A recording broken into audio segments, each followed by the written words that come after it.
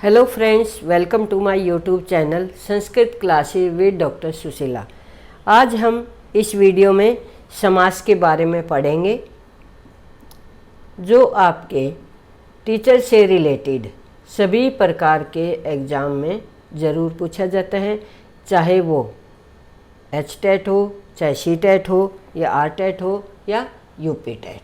तो हम इस वीडियो में समास और समास के जितने भी भेद हैं उनके बारे में पढ़ाऊंगी। आप इस वीडियो में आखिर तक बने रहना ताकि आपको ये चैप्टर अच्छे से समझ में आ जाए। जो सबसे पहला है हमारा समास। समास का अर्थ है संक्षेप। संक्षेप यानी लंबी चौड़ी बात को कुछ ही शब्दों में कह देना। समास शब्द है जो सबसे पहले हम पढ़ेंगे समास शब्द बना कैसे है। इसके अंदर सबसे पहले हम देखेंगे कि ये क्या है, सम उपसर्ग है।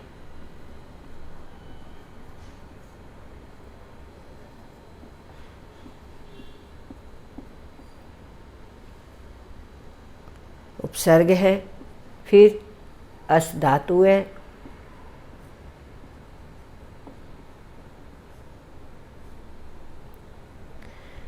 तथा जो प्रत्यय है, इससे पहले मैंने एक टॉपिक पढ़ाया है उपसर्ग का, प्रत्यय का और अव्यय का। वे आप देखना सभी इस समास के टॉपिक में हम पढ़ने के सारे टॉपिक हमारे काम आएंगे। तो इसमें जो प्रत्यय है हमारा वो एक घ प्रत्यय है, वो इसमें यूज हुआ है।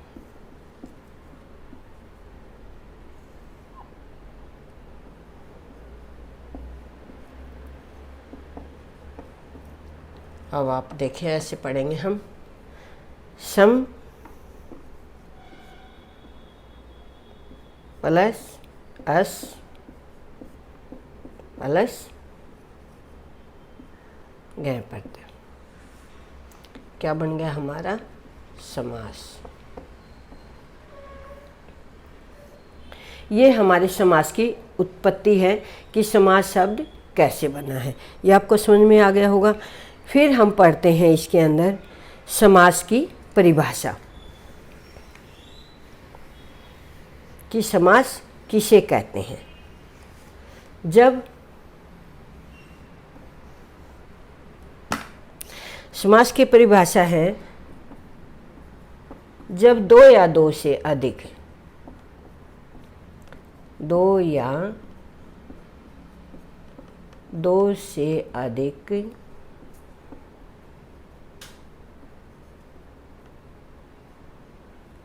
पदों को मिलाकर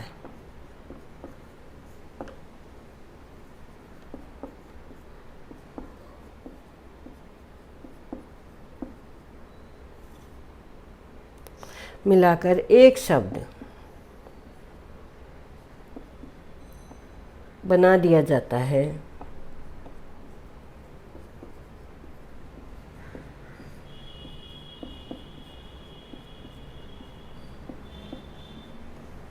उसे हम समास कहते हैं। जैसे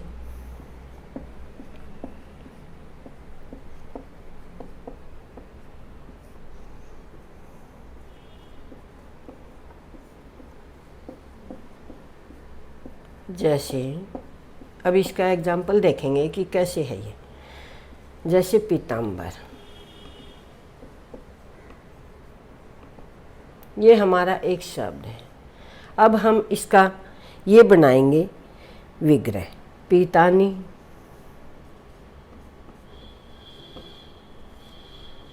अम्बरानी,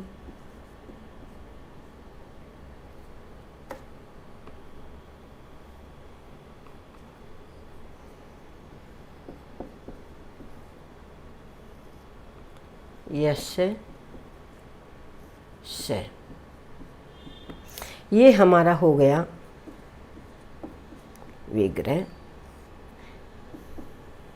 ये हो गया हमारा समस्त पद। यानी कि समास की क्या परिभाषा, जब दो या दो से अधिक पदों को मिलाकर एक शब्द बना दिया जाता है उसे हम समास कहते हैं।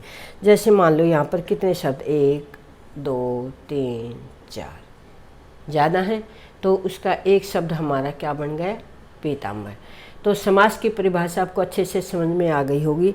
जब हम 2 या 2 से अधिक शब्दों को एक ही शब्द में बोल दें या लिख दें उसे हम समास कहते हैं। तो दोस्तों समास में 3 पद होते हैं। आप देखेंगे कि समास के अंदर 3 चीज़ें होती हैं। एक होता है समास, एक होता है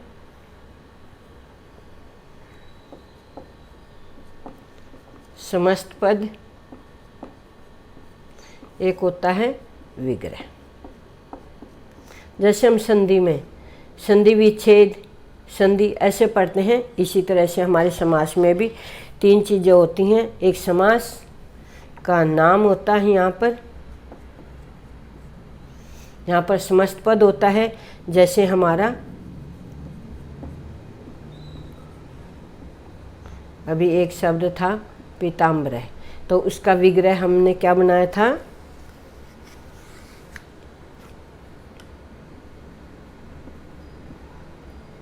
पीतानी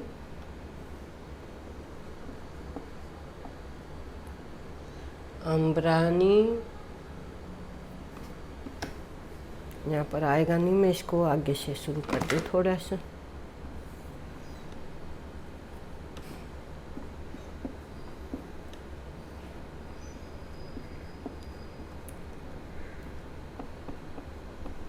पीतानी अम्बरानी यस्य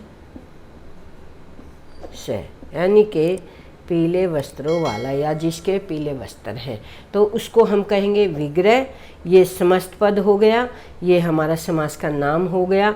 तो इसका नाम क्या बन जाएगा हमारा, बहुब्रीहि। तो आपको पता चल गया होगा समस्त पद किसे कहते हैं और विग्रह किसे कहते हैं। तो अब हम पढ़ेंगे इसके समास के प्रकार।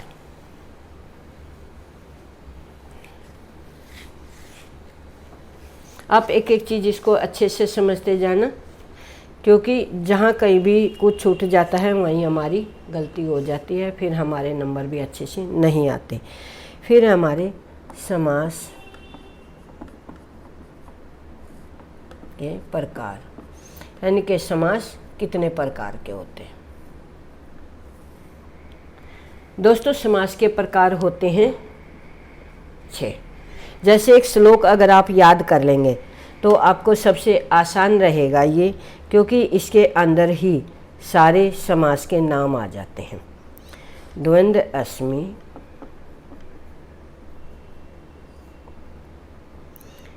द्विगु,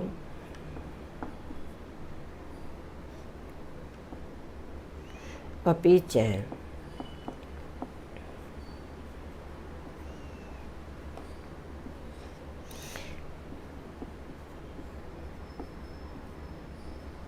गृहे च में सततम।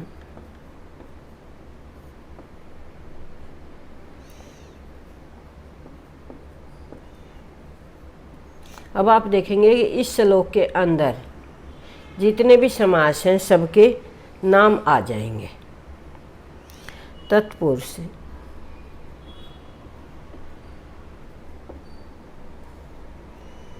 कर्मधारय,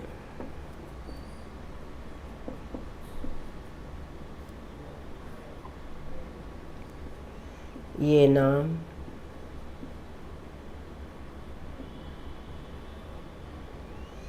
श्याम, श्याम बहुब्रीहि।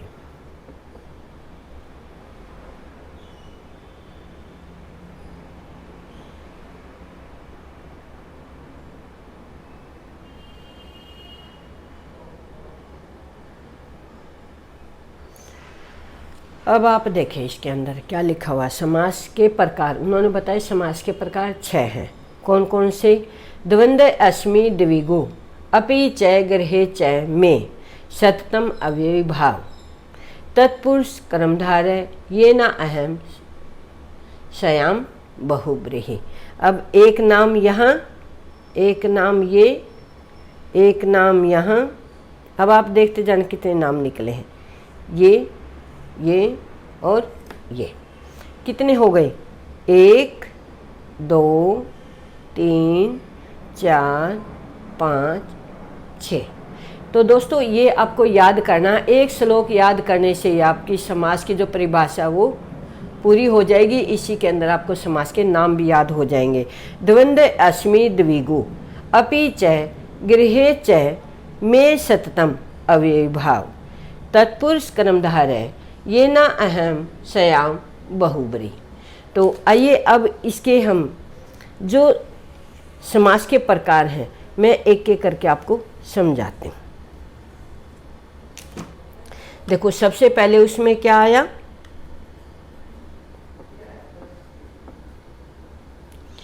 अव्ययी भाव समास।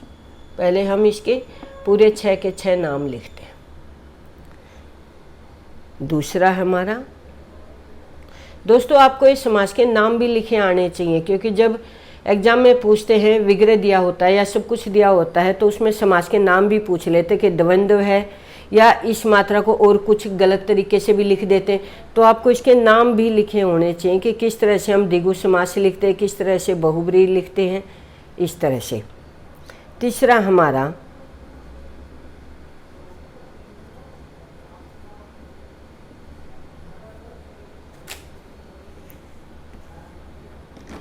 बहुब्रीहि, क्योंकि जो कोई भी मात्रा गलत हो गई तो आपका वहाँ नाम भी अगर पूछा गया है तो वहाँ पर भी। अभी जैसे मैंने बहुब्रीहि समास लिखा है, इसमें क्या होता है कई बार एग्जामिनर इसके बड़े ऊ की लगा देगा, है क्या छोटी की ये बड़ी की लगा देगा, इसके बड़ी की लगा देगा। तो इस तरह से ये मात्राएं ही हमें याद रखनी है कि बहुब्रीहि समास कैसे लिखा जाता है। फिर है हमारा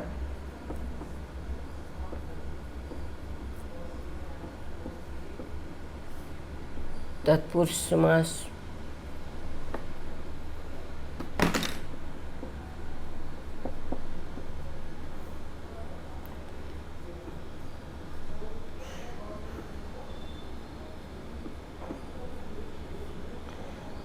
द्विगु समास। फिर हमारा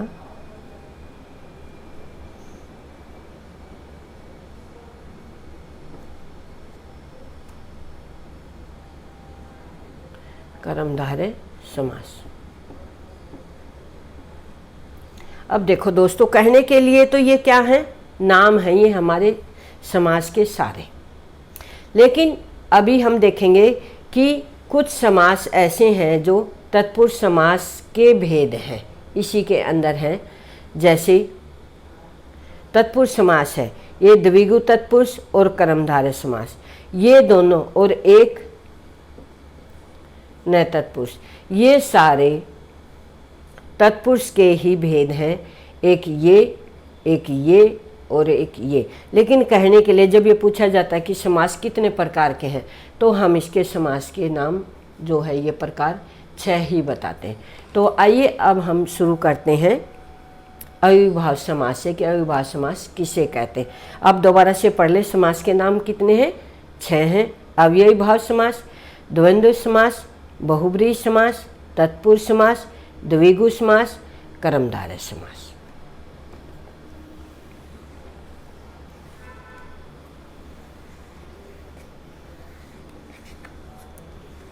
अब जो हमारा सबसे पहला समास है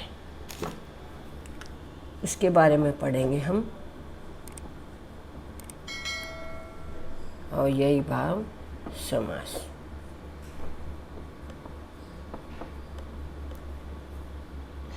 दोस्तों आप इसमें देखो, इसके नाम में ही क्या है, ये क्या है? ये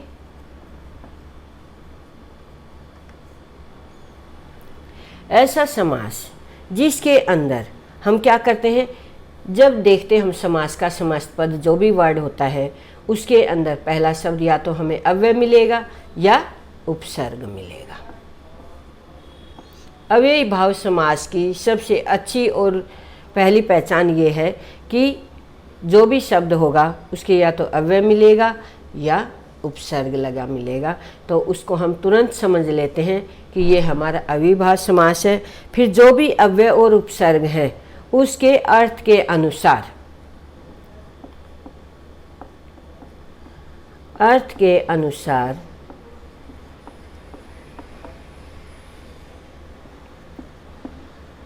उनका विग्रह करते हैं।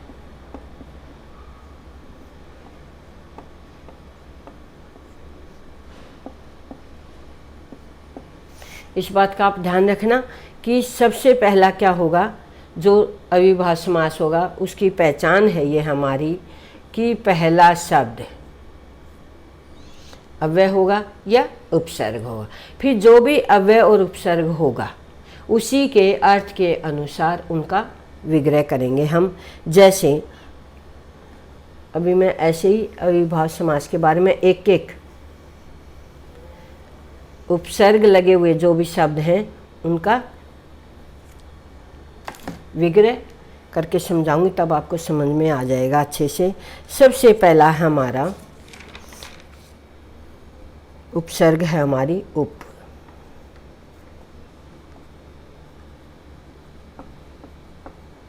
क्या पहचान है इसकी? उपसर्ग होगा या अव्यय होगा। यहाँ पर क्या मिला? हमारा उपसर्ग है। तो उप का अर्थ क्या है? पहले हमें जो भी उपसर्ग या अव्यय होगा उसका अर्थ हमें पता होना चाहिए, नहीं तो हमें उसको सही से कर नहीं पाएंगे उसका विग्रह। तो उप का अर्थ है हमारा समीप।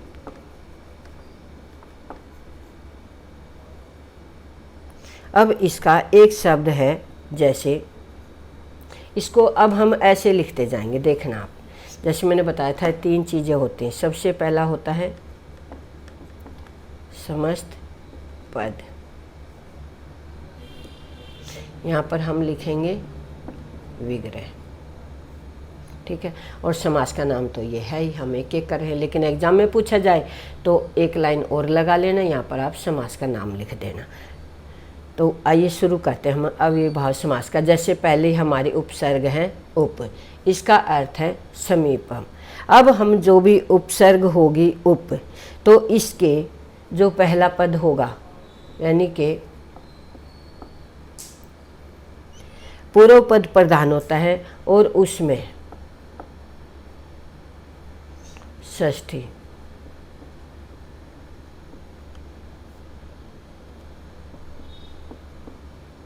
इस बात का भी आपने ध्यान रखना है कि किस उपसर्ग के साथ हमारी कौन सी विभक्ति लगेगी।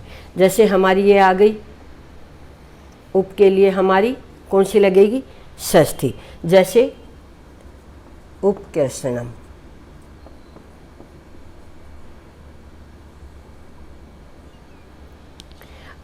अब ये है जो पूर्व पद क्या हो गई हमारी? उपसर्ग हो गई। उपसर्ग का तो लगाएंगे अर्थ, और जो ये है ये शब्द, इसकी लगाएंगे हम षष्ठी विभक्ति। तो आपको पता हो जाना चाहिए कि पूर्व पद क्या रहेगा, उसका अर्थ लगेगा जो उपसर्ग है या अव्यय है, और अर्थ होगा जो पीछे। जैसे ये तो हमारी ये आदि, हम अगर इसको ऐसे निकाल देंगे उप, तो वर्ड बन गया, बच गया हमारा कृष्ण। तो जो कृष्ण है इसकी हम षष्ठी विभक्ति लगाएंगे, तो क्या बनेगी हमारी कृष्ण की? कृष्णस्य।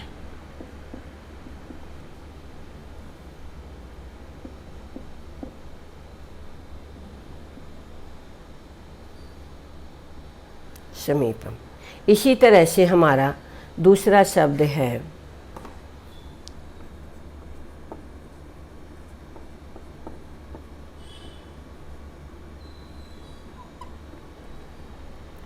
उपकूलम।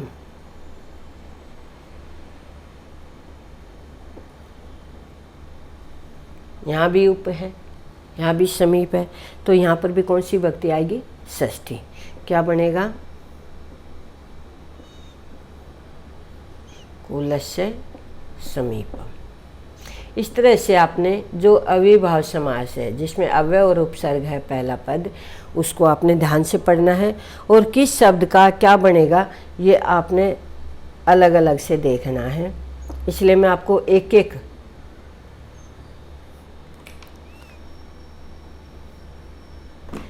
उपसर्ग अलग अलग से समझाऊंगी ताकि आपको अच्छे से समझ में आ जाए। उपवृक्षम है, इसका क्या बनेगा? वृक्षस्य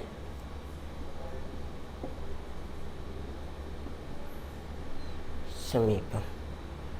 एक और लिखते हैं इसका, जैसे दूसरा शब्द है हमारा उप का, आपको समझ में आ गया होगा। उप का अर्थ है समीप। समीपम हम जो ये शब्द होगा पीछे, इसकी हम षष्ठी विभक्ति लगाएंगे और जो उपसर्ग इसका अर्थ समीपम है ये उस शब्द के पीछे लगेगी। आप इस अविभाव में ये समझ जाना कि जो भी उपसर्ग होगी वो शब्द के बाद लगेगी। अब हम पढ़ेंगे दूसरे उपसर्ग।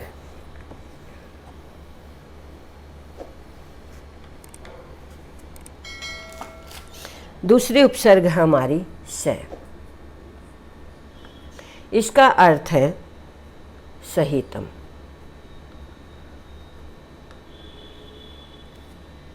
इसमें क्या लगेगी? तृतीया विभक्ति।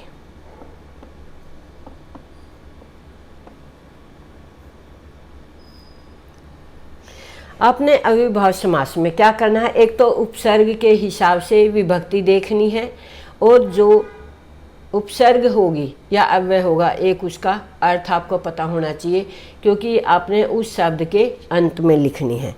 तो देखिए जो सबसे पहला हमारा सहितम, ये हमारा शब्द है। दूसरा हमारा समित्रम,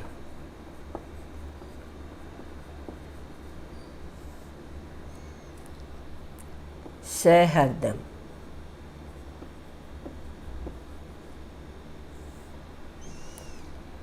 सचित्रम।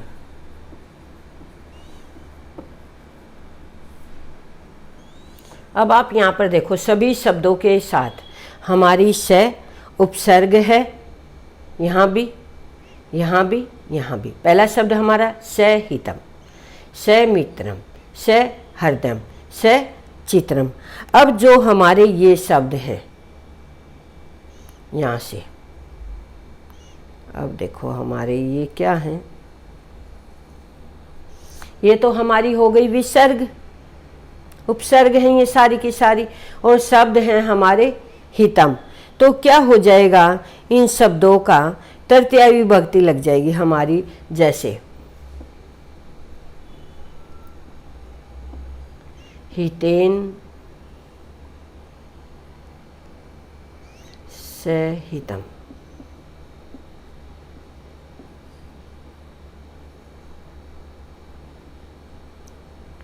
मित्रेण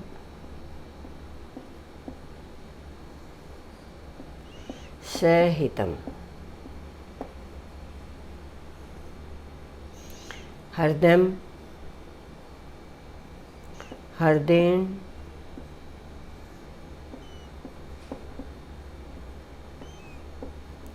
सहितम। फिर है चित्रम चित्रेण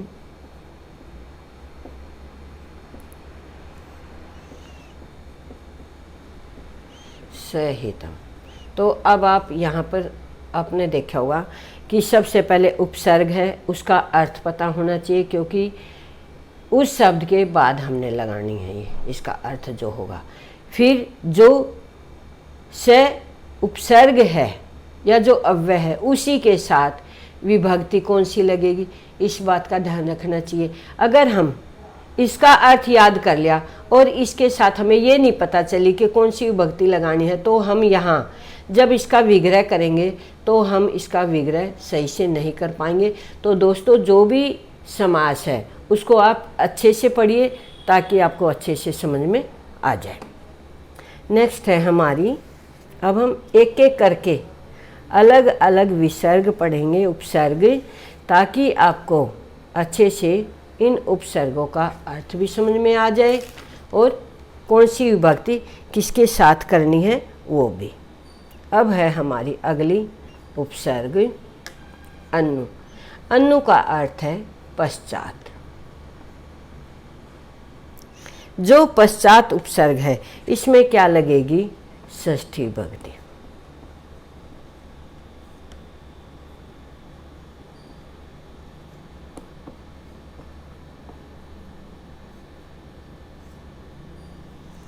अब जैसे सबसे पहला हमारा अनुरथम। अब आप देखें इसमें अनुलतम,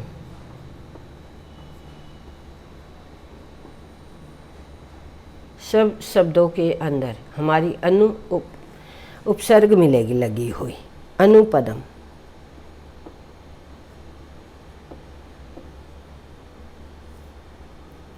अब ये तो हमारी उपसर्ग है अनु, यहाँ भी तीनों पदों में जो विभक्ति लगानी है वो हमने किसके साथ लगानी है? इन पीछे वाले शब्दों के अनुसार जो हमारा शब्द होगा, यानी कि उपसर्ग और शब्द को जब हम अलग अलग करेंगे तो हमें पता चल जाएगा कि कौन सी उपसर्ग और कौन सा शब्द है। जो शब्द होगा उसी के हमने षष्ठी विभक्ति लगानी। जैसे रथ की क्या बनेगी? रथानाम पश्चात।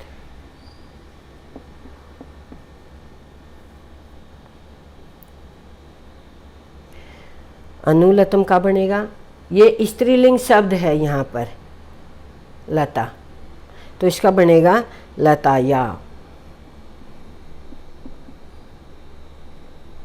ये नपुंसकलिंग शब्द था, ये हमारा स्त्रीलिंग शब्द है, तो इसलिए षष्ठी विभक्ति का यहाँ पर बनेगा लताया पश्चात। तो आपने हर एक शब्द का ध्यान रखना है, कौन पुल्लिंग है, कौन नपुंसकलिंग है, किसकी षष्ठी विभक्ति आएगी और कौन से पद को कैसे लिखा जाएगा। अनुपदम, फिर है पदानाम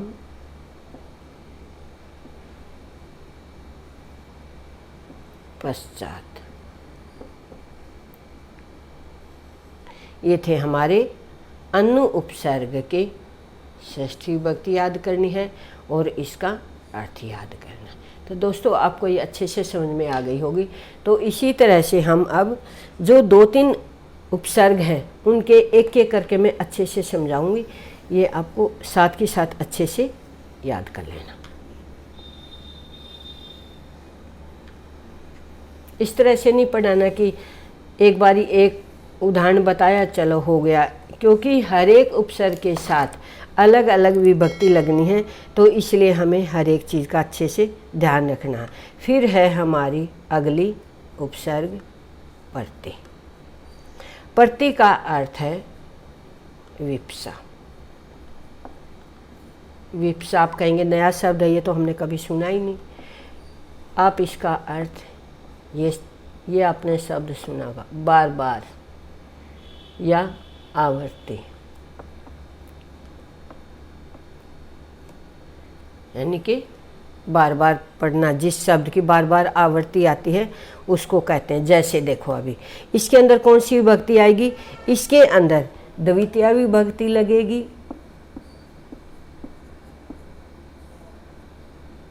या सप्तमी। इसमें आप दोनों में से कोई भी लगा सकते हैं, या तो द्वितीया लगा सकते हैं और सप्तमी भी लगा सकते हैं। आप इसको समझो पहले। जो अविभाव समास का प्रति है उपसर्ग, उसका अर्थ क्या है? विप्सा, आवर्ती या बार बार। और विभक्ति कौन सी लगेगी? द्वितीया लगेगी और सप्तमी। जैसे अभी मैं इसके एग्जाम्पल लिखती हूँ। यहाँ पर आपने शब्द सुना होगा प्रतिदिनम। क्या लिखेंगे हम इसको? ये जो शब्द है इसको हम 2 बार ही लिख दें। लिखा ना ये बार बार, आवर्ती। हम क्या लिखेंगे इसका? दिनम दिनम। हम इसको, ये थी हमारी दूसरी विभक्ति, और अब हम सप्तमी भी लगा सकते हैं इसमें। तो हम कैसे बनाएंगे इसको, दिने दिने, हम ऐसे भी लिख सकते हैं। दोनों हमारी ये भी ठीक रहेगी और ये भी। फिर हमारा प्रतिमासम,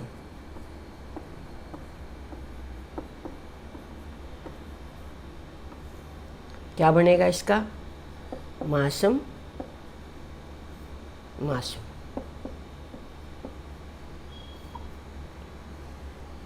ठीक है, ये आपको, या इसकी सप्तमी क्या लगाएंगे, मासे मासे, ऐसे। एक शब्द और लिखती हूँ मैं, ये हमारा प्रतिस्थानम।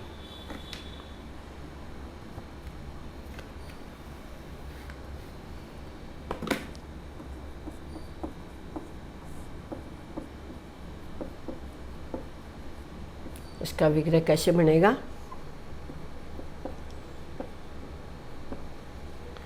स्थानम स्थानम, या स्थाने स्थाने। इस तरह से हम सप्तमी विभक्ति भी लगा सकते हैं और दूसरी भी। ये थे हमारे प्रति उपसर्ग के शब्द, जो हमने यहाँ पर समस्त पद हैं, ये यहाँ पर, और यहाँ पर विग्रह हैं। और आपको अच्छे से समझ में भी आ गया होगा कि प्रति का अर्थ है विप्सा, या बार बार, या आवर्ती, क्योंकि आपको हर एक उपसर्ग का अर्थ भी समझ में आना चाहिए और विभक्ति का भी ध्यान रखना चाहिए कि किस उपसर्ग के साथ कौन सी विभक्ति लगाई जाती है।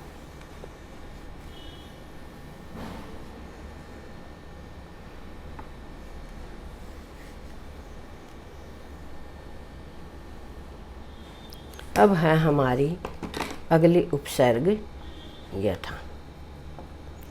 वही उपसर्ग करवा रही हूँ मैं अविभाज्य समास की, जो आपके एग्जाम में आपको ज़रूर मिलेंगे। यथा का अनुसार है, जिसको हम कहते हैं ना यथाशक्ति के अनुसार, इसको संस्कृत में हम लिखते हैं अन्नति कर्म, यानी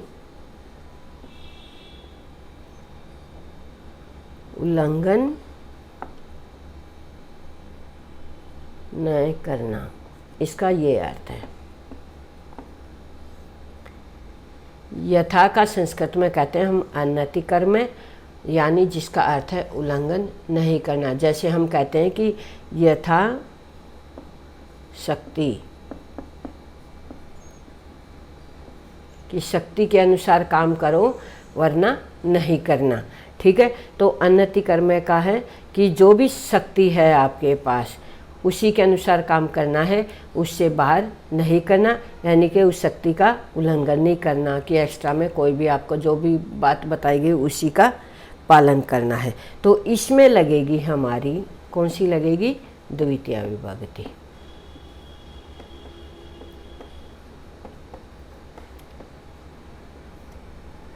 तो आपको इस तरह से आधा अधूरा ज्ञान नहीं लेना, पहले उपसर्ग का अर्थ याद करें और उसके बाद हमें ये भी याद होना चाहिए कि कौन सी विभक्ति कौन सी उपसर्ग के साथ लगाएंगे। तो आइए अभी हम इसके एग्जाम्पल करते हैं। दोस्तों, हर नियम के साथ तुरंत जब आप ये एग्जाम्पल अच्छे से समझ लेंगे ना, तो आपको बहुत अच्छे से समझ में आ जाएंगे। और जहाँ पर आपने वीडियो आदि देखी और वहीं पर छोड़ दी तो आपको कोई चीज़ अच्छे से समझ में आएगी ही नहीं। इसलिए हम बार बार कहते हैं कि वीडियो में आखिर तक ज़रूर बने रहना, ताकि आपको जो भी हम समझा रहे वो पूरा टॉपिक समझ में आ जाए।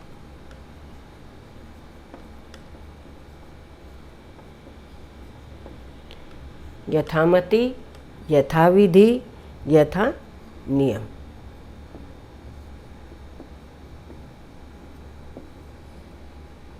ये हैं हमारे समस्त पद। अब हम करेंगे इसके यहाँ पर विग्रह। तो क्या है हमारा, ये तो हमारी उपसर्ग हो गई इतनी। शब्द क्या बचे, मति, विधि और नियम।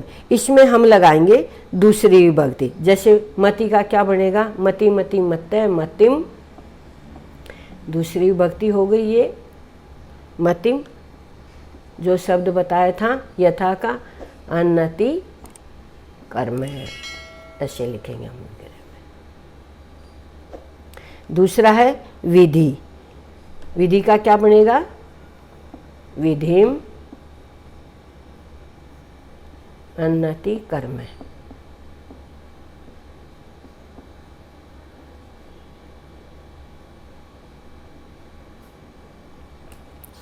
आगे हमारा यथा नियम। नियम का बनेगा नियमम, दूसरी विभक्ति है ये, अन्नति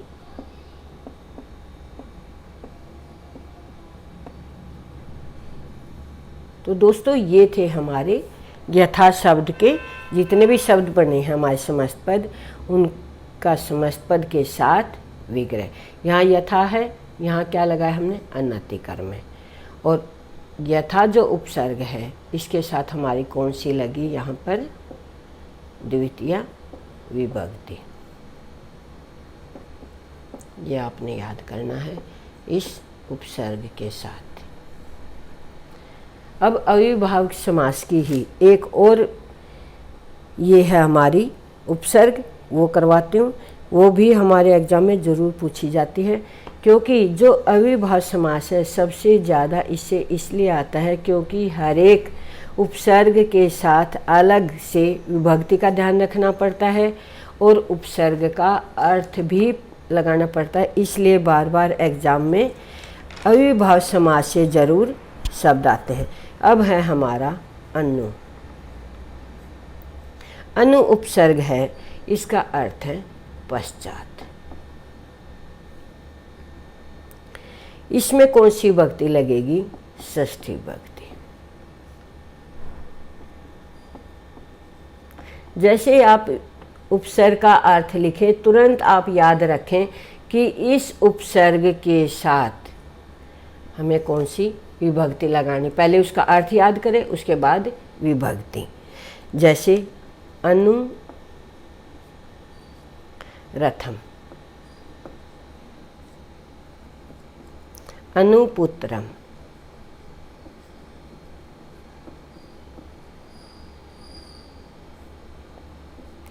अनुलतम,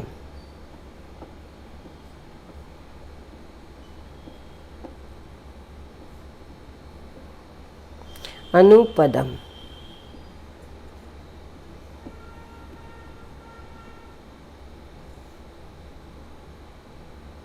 अब इसके विग्रह करते हैं। अब देखो इसमें षष्ठी विभक्ति लगाएंगे हम। रथ की क्या हो जाएगी? रथानाम, ज़्यादा दूर हो गया रे, रथानाम पश्चात। हम ये शब्द यहाँ पर लगाएंगे। जब षष्ठी विभक्ति का इसका बना लेंगे उसके बाद हमें जो उपसर्ग है उसका अर्थ लगाना पड़ता है। पश्चात। फिर है अनुपुत्रम, क्या बनेगी इसकी षष्ठी विभक्ति? पुत्रस्य पश्चात।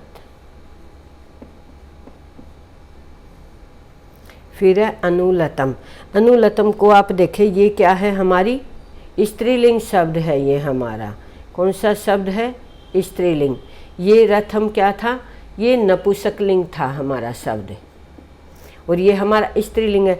तो इसका बनेगा लताया पश्चात। इन शब्दों का भी आपने ध्यान रखना कि कौन सा शब्द नपुंसकलिंग है, कौन सा पुल्लिंग है और कौन सा स्त्रीलिंग है।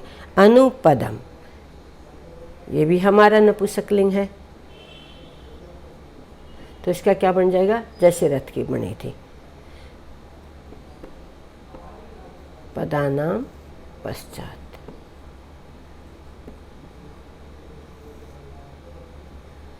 तो दोस्तों आपको ये समझ में आ गई होगी। अनु उपसर्ग का अर्थ है पश्चात और षष्ठी विभक्ति का यहाँ पर यूज करेंगे, और सबसे बताया कि अव्यय मिलेगा या उपसर्ग मिलेगा। अब एक और है हमारी इसकी उपसर्ग, वो भी करते हैं ताकि हमारा जो अविभाज्य समास है ये आपको अच्छे से समझ में आ जाए। दोस्तों इसलिए हम कहते हैं कि वीडियो में आखिर तक बने रहें, क्योंकि एक भी अगर उपसर्ग छूट गई तो आप उसको अच्छे से समझ नहीं पाएंगे, और वही अगर एग्ज़ाम में आ गई तो आप उसको कर भी नहीं पाएंगे। तो अगली उपसर्ग है हमारी निर। निर का अर्थ है अभाव, यानी कि उस चीज़ की कमी है। तो इसमें जो शब्द होगा उसमें लगेगी हमारी षष्ठी विभक्ति।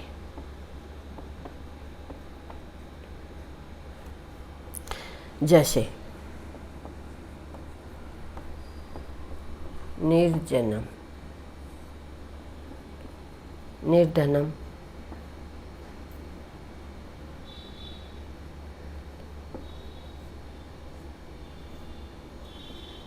निर्विघ्नम,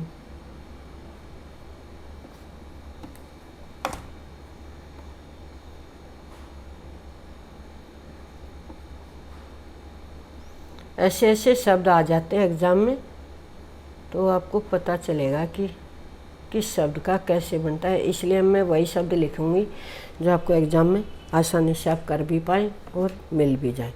जिस तरह से निर्जन है तो हम क्या लगाएंगे इसमें? षष्ठी विभक्ति। तो क्या बनेगा? जनानाम अभाव है।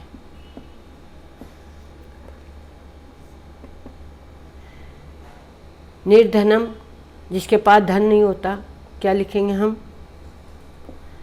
धनानाम अभाव है।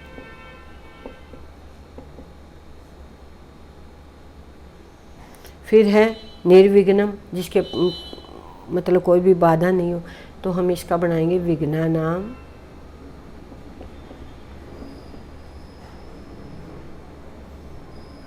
अभाव है।